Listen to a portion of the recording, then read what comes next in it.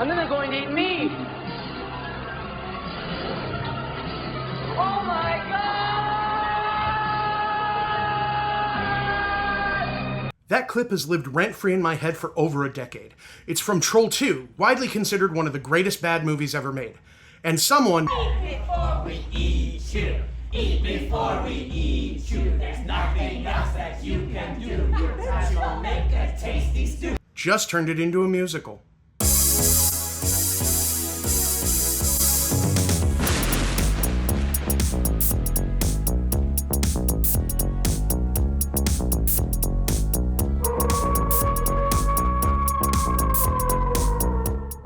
Welcome to the channel. I'm Aaron, one of the founders of Stage Fright Theater. We do original Halloween shows all year long, and we cover spooky live entertainment whenever we can get our hands on it.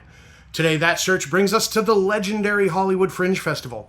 It's actually my first time at Fringe, and I've already seen a bunch of great shows. More on those upcoming on the channel, so subscribe if that's your thing. But I'm kicking off our Fringe coverage with the one that I was most excited about. NILBOG, a Troll 2 musical. I know what you're thinking. What have I done? Why did I come to this show about a movie so famously bad? So if you don't know Troll 2, you probably didn't click on this video. But if your weird friend is making you watch this, let me give you just a little bit of background. Troll 2 came out in 1990, directed by Italian filmmaker Claudio Fragasso. For stupid money reasons, the American distributors slapped a sequel label on it despite it having absolutely nothing to do with the original Troll. Like, there aren't even trolls in Troll 2. Just goblins.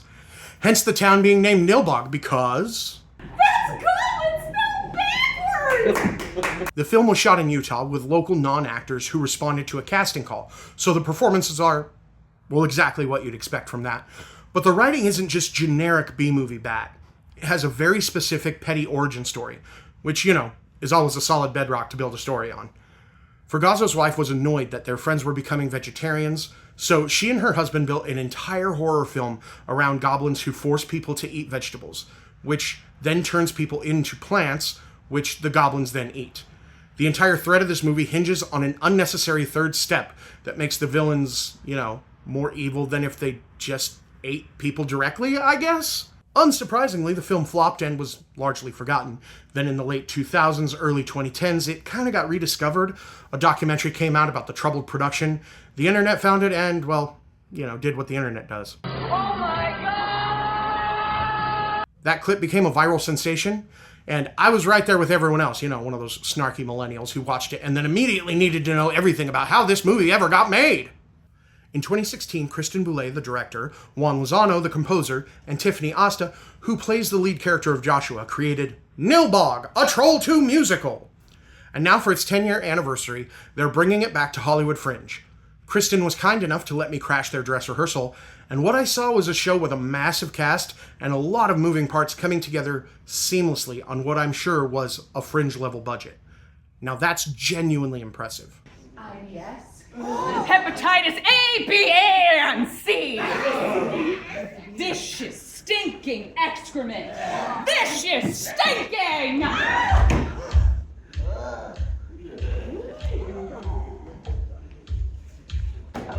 Ooh, what do we have here? A little trespasser quivers in fear. Get this little lad some ice cream. Kids like you love ice cream. Kids like you love ice cream. Juan Lozano's score was a real standout. The lyrics are funny, I mean, they have to be given the source material, but the music itself has range. Some numbers manage to carry story points forward while making you laugh. This is a parody, sure, but if you don't know the source material, you could easily enjoy it as a funny, bizarre musical that just happens to be about killer vegetarian goblins. My favorite number was Straight Outta NILBOG, which I unfortunately missed the start of due to camera issues, but here's a little taste. It's basically a non sequitur rap battle between the goblins and the humans, and it should not work as well as it does. You still get brown, I'm applying the final up by the end of the night. We'll bring a little alliance. We can make some delighted, excited, see? You'll taste so good with our green iced tea. You should have come with us silently, but now we gotta do this finally. Hey, goblins, don't you know? The Wicks family don't stand alone. Now I'm passing it to Daddy, see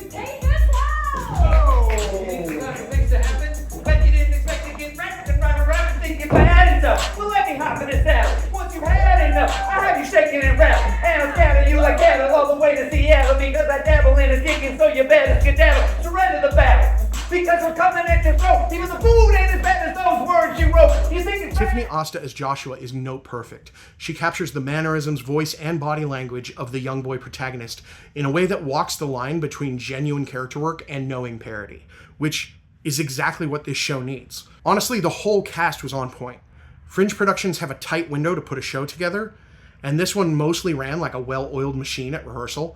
There were a couple of snafus, but for the size of what they've built, and in the time they had to build it, it's remarkable. After rehearsal, I managed to pull aside 3 cast members for a quick chat before they had to clear the space. Performance venues at Fringe are shared, so the window before and after a show can be a little frantic, which is why... Actually, let's look out because there's a car coming. We ended up in a parking lot. Hey, that's just Fringe. I'm Sarah Schulte and I play Holly Waite. So it is based on the cult classic movie Troll 2 from 1990. And if you haven't seen it, it's free on YouTube. I recommend a watch. It's very silly. It holds up today, in a sense, but it's about a family who decide they need a break from life and they go to this little town called NILBOG. And our grandfather has recently passed away and there is a secret that hides in NILBOG and Grandpa knows about it. He's known about this lore for a long time. Hi, I'm Riker Chavez. I'm from Denver, Colorado, and I play Elliot. It's like a parody of Troll 2, which has a really wacky, zany production history, and it reads when you watch it. I recommend anyone see it. It's like an hour and a half. It's on YouTube for free, and it's like the dumbest, most horrible, cheesy, it's like a horror movie. It's very Halloween adjacent, yeah. So they developed it like a musical based off of it, and it's got like plenty of nods and structures that are in the movie, but like also definitely a lot of like our own personalities are bleeding through, and like that's super cool. It's a crazy, silly, fun experience that only a musical theater performance could do justice to today. Going in, I found myself asking, why a musical? And within the first few minutes, the answer was blatantly obvious. There's an inherent absurdity to musicals that we don't really talk about. People bursting into song, elaborate choreography, and everyone just kind of goes along with it. We've collectively agreed to treat it as a serious art form, and mostly it works. But when you mix that format with source material that is already deeply, sincerely absurd, it adds a whole new layer. The absurdity compounds, and the humor lands way harder. And I think that's what gives this movie legs again and life and reinvigorates this silly, silly movie, is that it's had such a bad rap in the day, but I think because it's so absurd, we get a chance to say, hey, it's funny because it's absurd, and here's why. So I encourage people to come see the musical. And the music is all original. Nothing of it is from the show, except for my dance, but...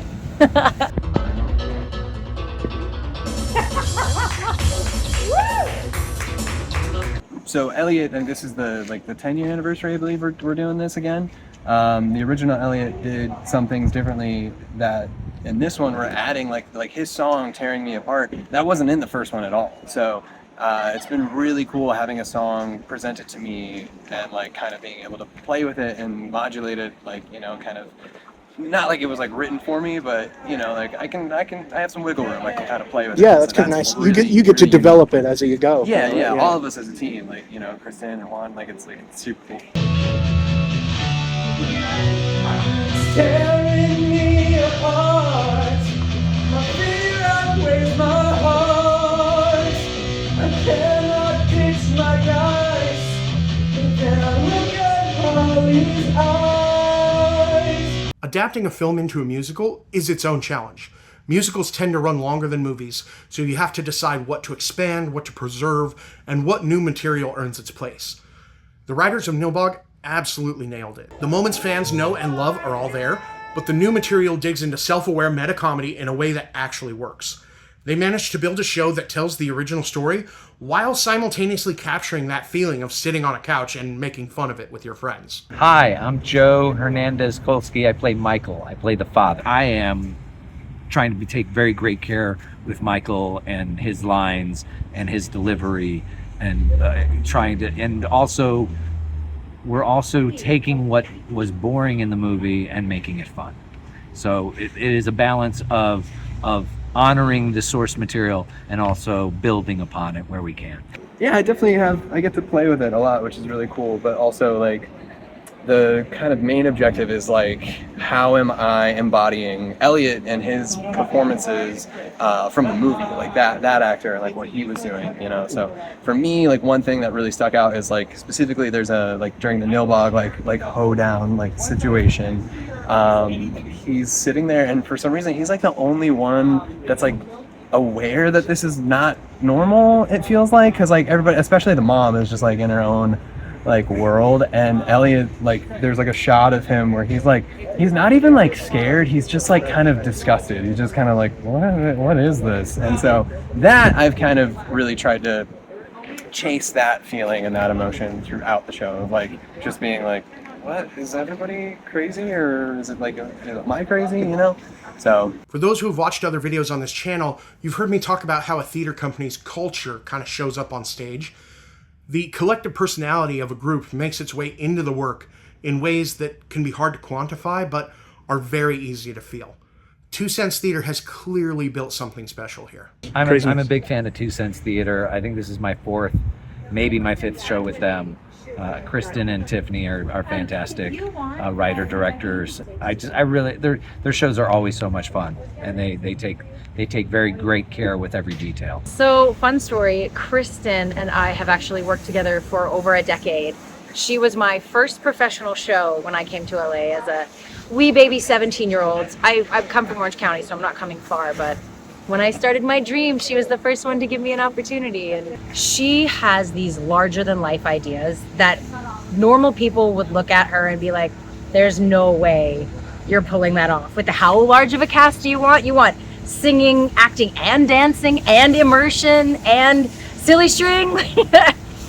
She is just a wizard, and making things happen like that and bringing pieces and people together is kind of her superpower. So if you get the chance, go see NILBOG at Hollywood Fringe. I bought my tickets the second I got home. I texted my bad movie friends and I was like, guys, we gotta see this. This is exactly what Fringe is for. And if you can't make it out, follow NILBOG on Instagram. I'll link it below, and then you can stay updated on future runs they might do. I know I'll be keeping an eye on it. Big thanks to Kristen, JJ, the crew, and the entire cast for letting a stranger with a camera crash their rehearsal. That kind of generosity isn't nothing. A dress rehearsal is not a finished product, and opening the doors anyway takes real trust, and I truly, sincerely appreciate it. If you enjoyed this video, consider subscribing. We cover spooky live entertainment year-round. I've got a few more Fringe shows coming, so be on the lookout for that. We also review haunted attractions the same way we would a theatrical production because, well, they are theatrical productions. We go behind the scenes on our own shows sometimes, and we generally just go on weird, spooky adventures whenever possible. Thanks for watching. Remember, scare acting is acting, and until next time, support your local scare actor.